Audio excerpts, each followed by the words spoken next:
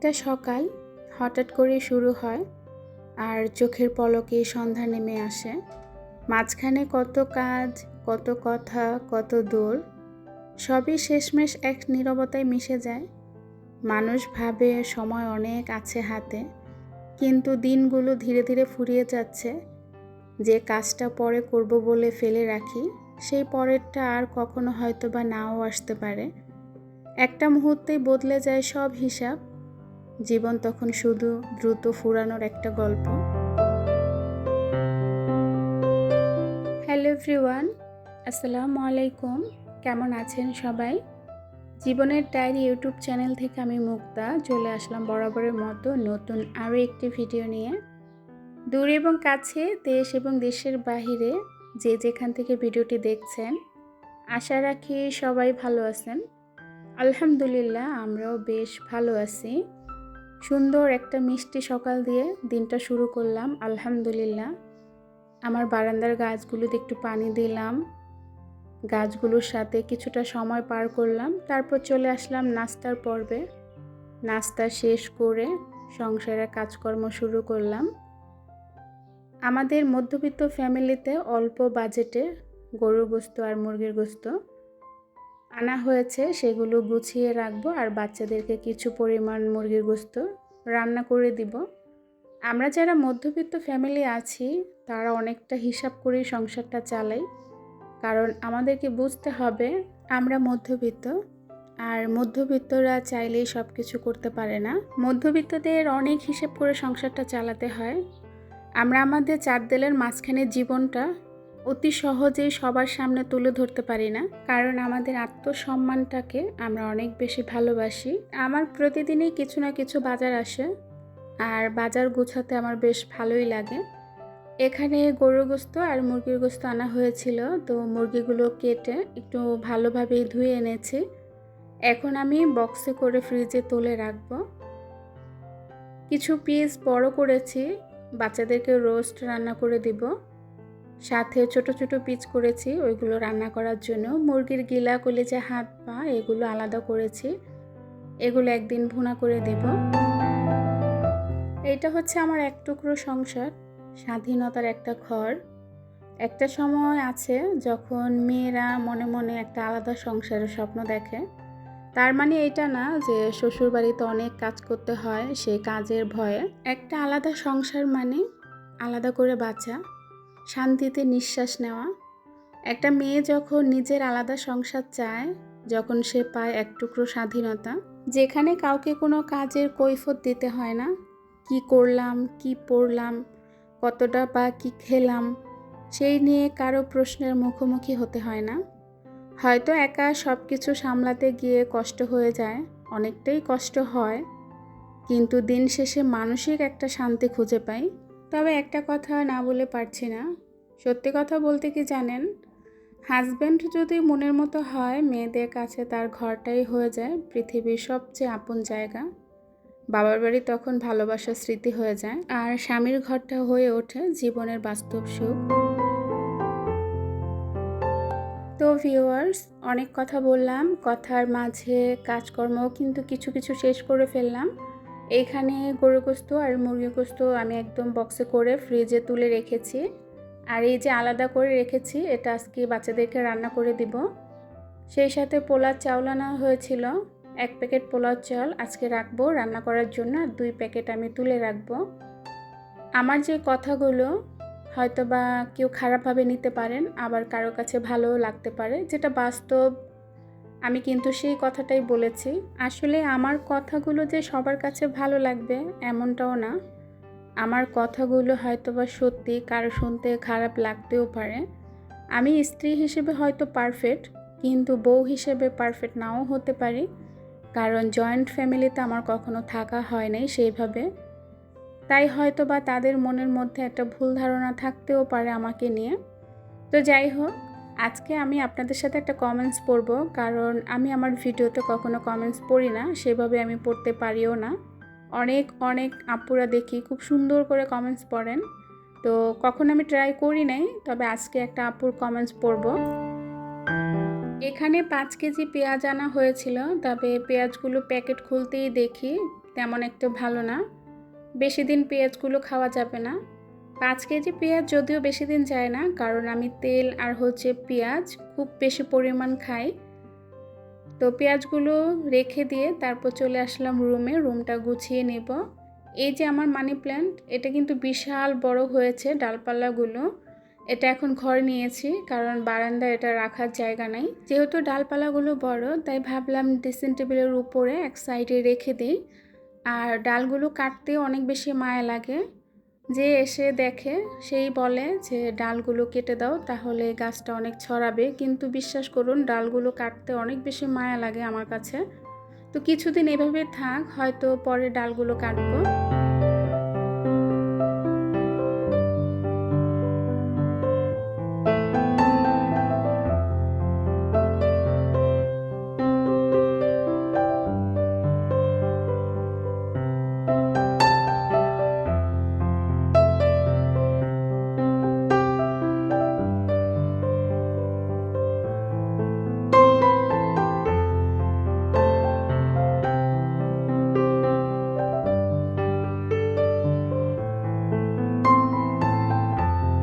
তো ভিউয়ার্স, আপনারা বলুন তো এটা কিসের গাছ?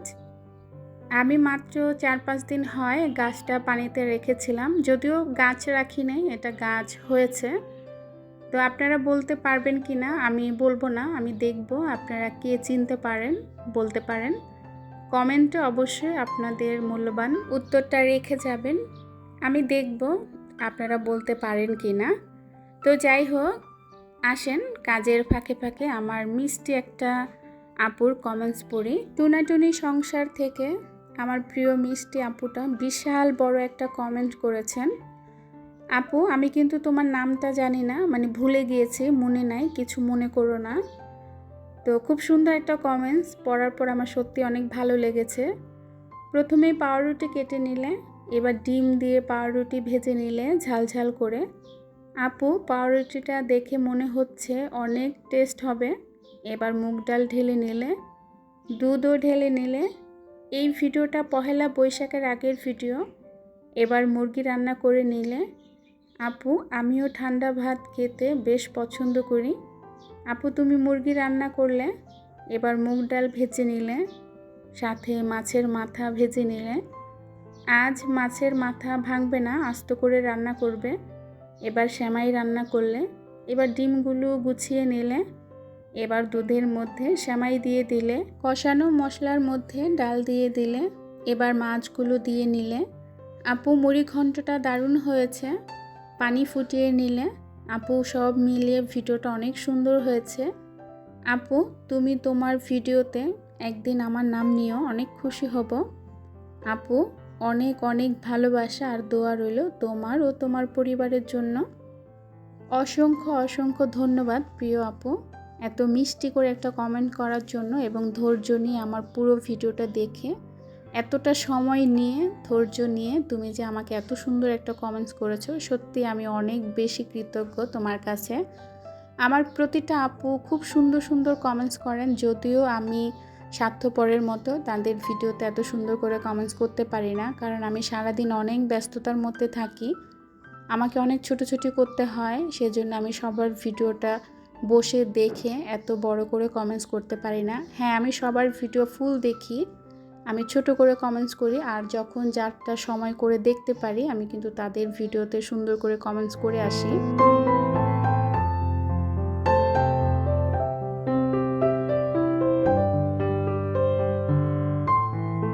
আমি সেইভাবে কখনো কারো কমেন্ট পড়ি নাই, আর কতটুকু ভালো পড়তে পেরেছি জানি না। তো ভুল হলে আপনারা সবাই ক্ষমা সুন্দর দৃষ্টিতে দেখবেন।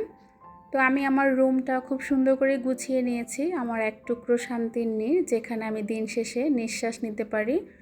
তো আমার স্বস্তির জায়গা এক কথায়। তো রুমটা খুব সুন্দর করে গোছানো হয়ে গিয়েছে। তো অনেক কাজকর্ম কিন্তু দুপুরবেলা করেছি, দুপুরে আর তেমনভাবে রান্না করতে পারিনি। দুপুরে শিং মাছ ভুনা করেছিলাম আলু টমেটো দিয়ে, আর রাইস কুকারে ভাত রান্না করেছিলাম। যদিও মুরগিটা রেখেছিলাম দুপুরে রান্না করার জন্য, যে বাচ্চাদেরকে পোলাও আর রোস্ট রান্না করে দিব, কিন্তু দুপুরবেলা ওই যে বললাম অনেক কাজকর্ম করেছি। আর যেহেতু বাচ্চাদেরকে নিয়ে স্কুলে আমার যাওয়া আসা করতে হয়, সেখানে আমার অনেকটা সময় পার হয়ে যায়। তো সেই সময়ের কারণে দেখা যায় কি অনেক সময় দুপুরে রান্নাটা সেভাবে করতে পারি না। তো রুমটা গোছানোর পর খুব বেশি সুন্দর লাগছে। আমার বাসাটার দেয়ালগুলো কেমন যেন একটু হয়ে গিয়েছে, মানে দেখতে ভালো লাগে না। ভাবছি নিজ উদ্যোগেই দেয়ালটা রং করব, মানে যেখানে যেখানে একটু সমস্যা আছে। তো ঘরটা গোছানোর পর এক গাদা কাপড় ভিজিয়েছিলাম, সেই কাপড়গুলো ধুয়ে চলে আসলাম বারান্দায়। প্রচণ্ড বাতাস, যেমন গরম তার চেয়ে বেশি কিন্তু বাতাস। আলহামদুলিল্লাহ বাতাস আছে বলে একটু স্বস্তি পাওয়া যায় দিন শেষে।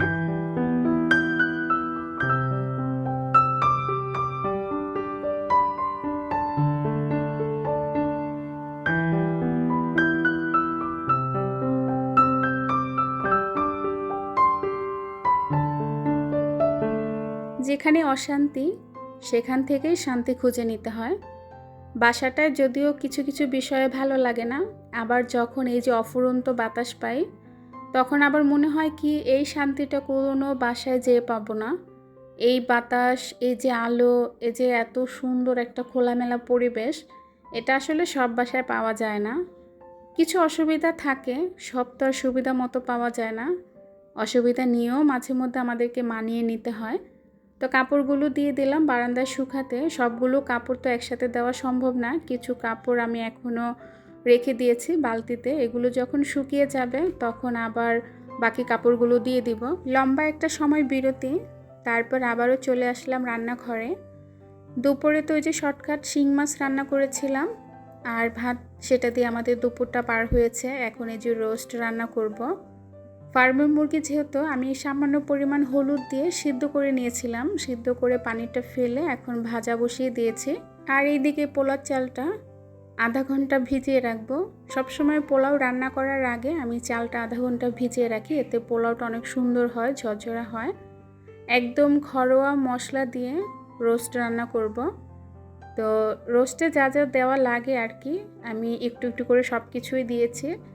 তো আমাদের এখানে সাপ্তাহিক মেলা আছে যেখানে রোস্টের মশলা পাওয়া যায়, মানে একটু একটু করে প্যাকেট করা থাকে আর কি। ওইখান থেকে আমি ছোট ছোট প্যাকেট নিয়ে এসেছিলাম, ওইটা বেটে তারপর ডিপ ফ্রিজে রেখে দিয়েছি। যখন বাচ্চাদেরকে রান্না করে দিব তখন ওইখান থেকে মশলা দিয়ে আমি রোস্টটা রান্না করি। তো রোস্টার কালারটা যতটা সুন্দর হয়েছে তার চেয়ে দ্বিগুণ মজা হয়েছিল কিন্তু রোস্টটা খেতে।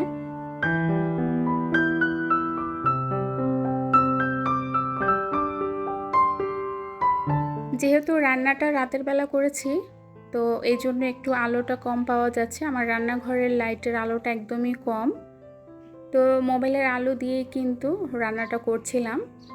মশলাটা ভালো করে কষানোর পর ভাজা মুরগিটা দিয়েছি, তারপর কিছুক্ষণ নাড়াচাড়া দিয়ে তারপর কিছু গুঁড়ো দুধ পানিতে গুলিয়ে তারপর দিয়ে দিলাম। যেহেতু টক দই ছিল না ঘরে, তাই কিন্তু এইদিকে শিং মাছটা বেড়ে নিলাম গরম করার পর, আর পোলাও চালটা ভিজিয়ে রাখবো। যেহেতু পোলাওটা আরও পরে রান্না করব, তাই খাওয়ার আগে পোলাওটা রান্না করব যাতে গরম গরম খাওয়া যায়। আর যেদিন রান্না করেছিলাম মোস্তাকিমের বাবা বাসায় ছিল না, তাই সেইভাবে প্যারাও ছিল না। পুরুষ মানুষ বাসায় থাকলে কিন্তু রান্নার একটা ঝামেলা থাকে, একটা টার্গেট থাকে যে এই সময়ের মধ্যে রান্না করতে হবে। তো যেহেতু উনি ছিলেন না, আমি সময় নিয়ে বা রিল্যাক্সেই রান্নাটা করেছিলাম। এইদিকে রোস্ট রান্নাও হয়ে গিয়েছে, এখন আমি চুলাটা বন্ধ করে দিব, কারণ এইটুকু ঝোল রোস্টের মধ্যে দরকার।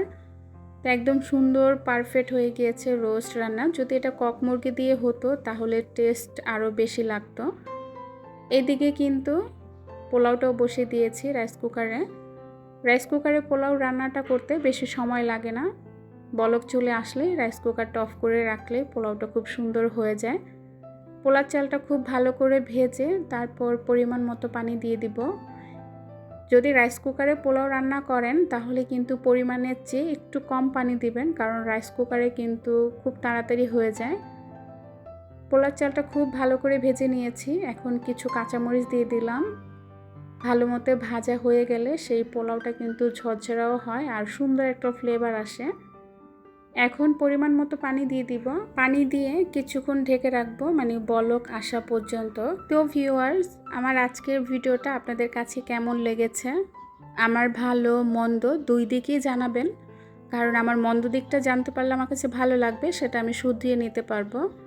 তো আজকের ভিডিওটা বেশি বড় হয়ে গিয়েছে, আপনারা অনেক ধৈর্য নিয়ে আমার ভিডিওর সাথে ছিলেন, আর এই পর্যন্ত যারা আছেন তাদেরকে আমার মন থেকে অসংখ্য অসংখ্য ধন্যবাদ এবং ভালোবাসা। আপনারা আপনাদের মূল্যবান সময়টা আমাকে দিয়েছেন। তো এদিকে পোলাওটা হয়ে এসেছে, কিছু বেরেস্তা আর ঘি দিয়ে ঢাকা দিয়ে রাখবো। তো আজ এখান থেকেই বিদায় নিব। আপনারা সবাই ভালো থাকবেন, সুস্থ থাকবেন, নিরাপদে থাকবেন। আপনাদের জন্য রইল অনেক দোয়া এবং ভালোবাসা। আল্লাহ হাফিজ। আসসালামু আলাইকুম।